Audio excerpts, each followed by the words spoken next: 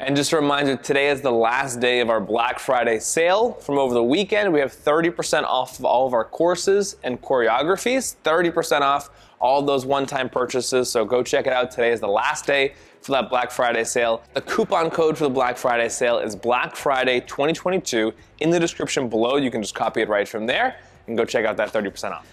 All right, welcome back to Technique Tuesday. Today we're gonna talk about hip action and bachata for a leader, or from a man's perspective, right?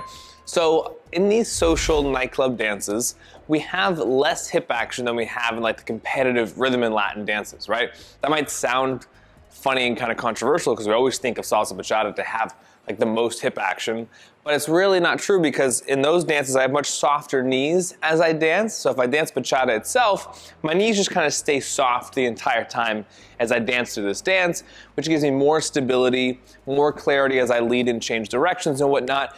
And yes, my hips do move as a result of me taking these steps, but it's not as dramatic as if I'm dancing like cha-cha, rumba, even like swing dancing, where in those dances we're looking to change our knees as much as possible, and when I get more opposition in my legs, my hips move much more, right?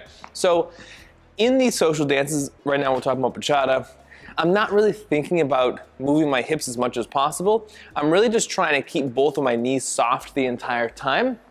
And then as I take these steps, I can let my hips kind of swing side to side a little bit and get some more of a natural motion, but I'm definitely not trying to move them as much as possible because now I look funny. Also, you see me right now, and this feels and looks goofy, right? If I keep them underneath my body and just keep these knees soft the entire time, especially as I'm dancing with somebody else, the hips will naturally start to move.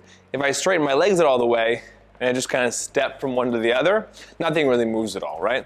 So if I just go and soften my knees a little bit, I'll start to get a little bit of natural movement, and this is a really good place to be. One caveat here is when I do the tap, I go 1, 2, 3, tap, 1, 2, 3, tap. I can also do the same hip lift technique that even some of the followers do.